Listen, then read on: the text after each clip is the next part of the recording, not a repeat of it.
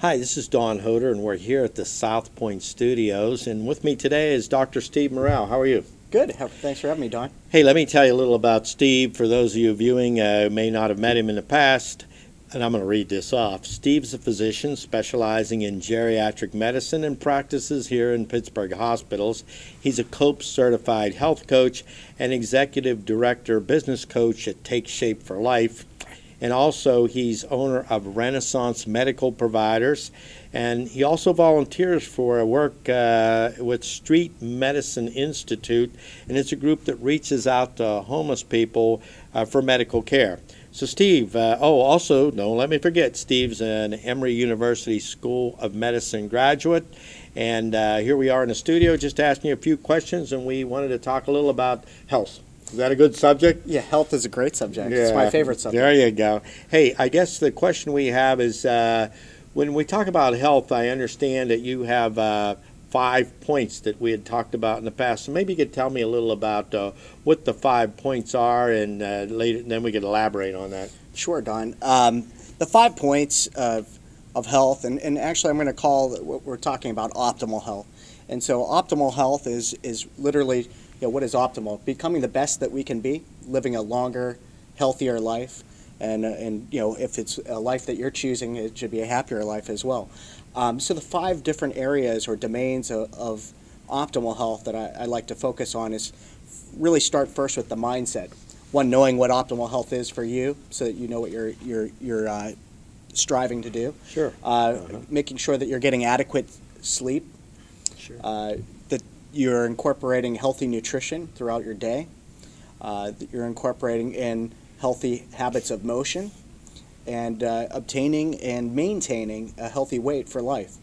Great. When you talk about these 5, what do you call them? Disciplines? Is that what they'd be called? Or areas of focus, yeah. Areas of focus. There you go. I guess the mindfulness kind of surprises me because we don't think about mindfulness when we think about health. So maybe you could just elaborate on what you mean by mindfulness. Yeah, we could use a lot more mindfulness in our culture, our society. Often we're running around reacting to everything coming at us at the speed of light. Kids, work, school. So mindfulness is paying attention to the moment you're in, recognizing that being here in the now, not thinking about yesterday and what you're going to do tomorrow. Exactly. But if we just look backwards just a little bit on your process of getting here today, you probably had a whole bunch of habits that related to your health all the way from when you first got up. You probably brushed your teeth, you took a shower. Those are hygiene habits. Probably ate some food. When you drove here, I'm sure you did several habits of health that were part of your healthy motion.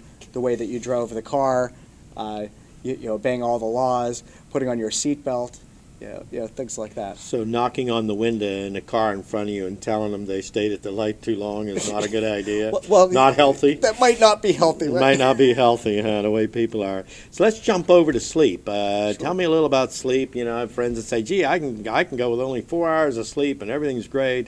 Other people say, "I have to have 10 hours of sleep and 12, and my kids used to sleep till noon until I threw them out of bed." So tell me a little about sleep. What is the optimal sleep time that a person should target for? Well, that depends on the individual, obviously, but we say somewhere between 7 hours and 8 hours would be healthy sleep. But that has to be that you feel rested and recuperated. Some individuals have sleep disorders that may need to be addressed. It may be symptoms of other health problems. Some people just are sacrificing sleep, as they trade their time for money in their course of their day. I have friends that always say they have to leave the TV on when they sleep. Is that a good idea? No, I tell people, and I'm very serious about this. Really, your bed should only be doing 2 things. There, one would be sleep, the other would be lovemaking. We probably need more of both, and definitely TV and clutter should be taken out of the room. I once left the TV on and I thought I was in a cowboy movie all night, only to find out John Wayne was playing in the background. So maybe that's not a good idea. So let's jump over to the focus on nutrition. Tell us a little about nutrition and, should we drive by McDonald's, or am I name dropping here? Well, nutrition is a big area of focus for a lot of people. Frequently, our busy lifestyles have us not fueling our bodies optimally throughout the day. And ideally, we would be eating about 6 times a day, low fat, low glycemic foods. And when you really think about it, when you look at the lifestyles and the cultural dynamics around us today, we have, we live in an obesogenic world. That means a world that is prone to make you excessively fat because we're built for 10,000 years ago. We almost feel like it's socially acceptable to be running around with a gut hanging over our belt. Well, it's like that's a sign of maturity and wisdom. Well, it's also a fact. A sign of bad health. It's a fact that from the age that we're 20 until we're 40, we usually become more sedentary and we lose enough muscle mass that we're no longer metabolizing about 1,400 calories a day. So that adds up to considerable weight by the time a person's in their 40s. One thing that you pointed out to me, and I said to you when I first met you, I said, gee, I'm always running around. I have to run into McDonald's. I have to run into a place very quickly and grab a bite to eat while I'm driving. And what you did point out to me, and I didn't realize it, that almost every restaurant, including McDonald's and all the rest of them, do have a healthy menu. We just didn't see it. I didn't know it was there, but you can actually get a chicken salad. And see, that boils down to starting with mindset. You know, when you know awareness. When you know what you want to achieve in terms of your health, and you know that one of your goals is to eat 6 times a day, healthy choices, healthy options, and you know that part of your lifestyle is going to include healthy motion, then you're actively looking to create optimal health in your life. It's not what you're being told you should do by the doctor and need to do or ought to do. Instead, we're changing from the phrasing should to would. What would you really want in that particular environment? Well, you know, and you mentioned motion in your last sentence there, and that's our next topic, and that is, tell us a little about motion. I call it exercise, but it's more than that, I guess. Right. Certainly exercise is important for maintaining our ideal weight, also modifying our body composition, our percent body fat. It's very, very important. But a lot of focus is on those 3 hours out of the 168 hours in a week to go to the gym.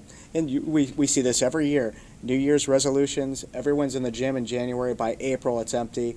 Really, if you're mindful about motion throughout the day, you can burn more calories throughout the day without adding more time to your busy lifestyle. So, for example, just right now, paying attention to our posture.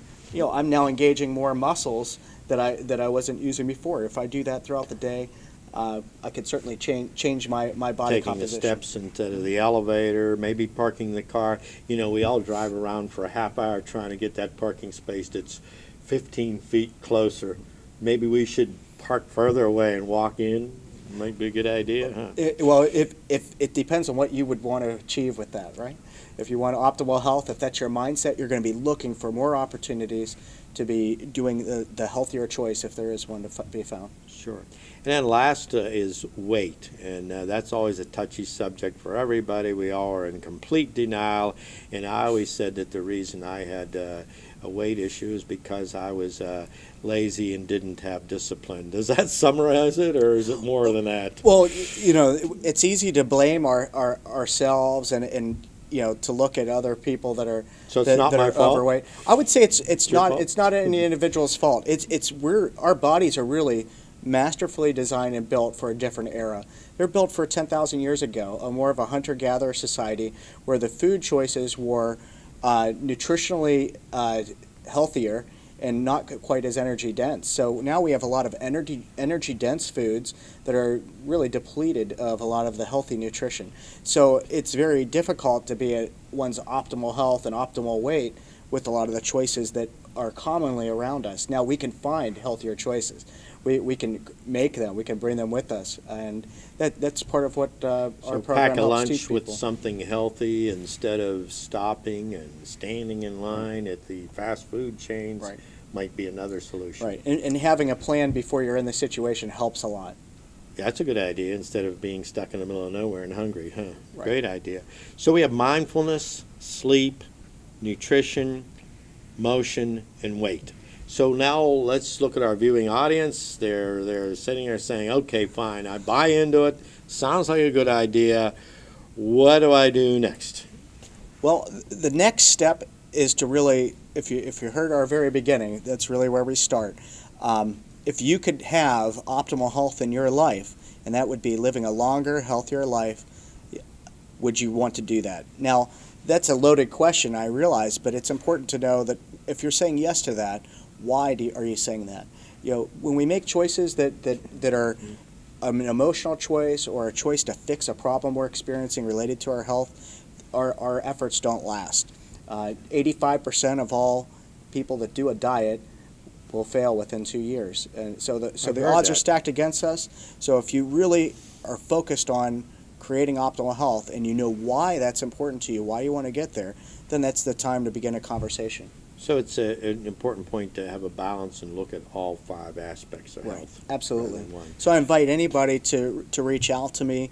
My health coaching, I'm certified through the McDonald Center for Obesity Prevention and Education through Villanova University, their College of Nursing there, and I love talking to people about health. I love helping them. And the website, I think we could put up the Renaissance Medical Provider website, is at pghdoc.com.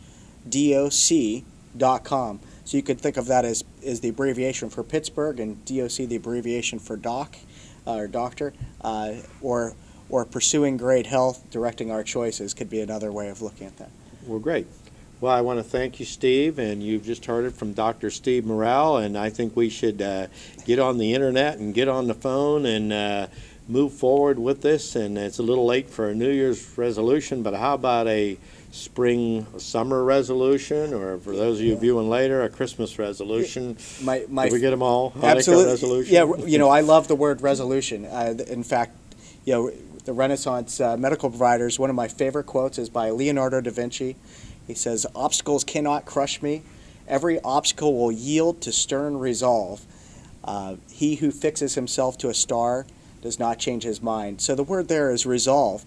What is resolve? It's when we take all the things apart and look at their individual components. So, for example, our 5 components. And when we are resolved, that means we're going to get to our goal. Well, there you have a little philosophy from Dr. Steve Morreale, and we'll look forward to seeing you again, and we'll pick up where we left off. Thank you for viewing. Thank you.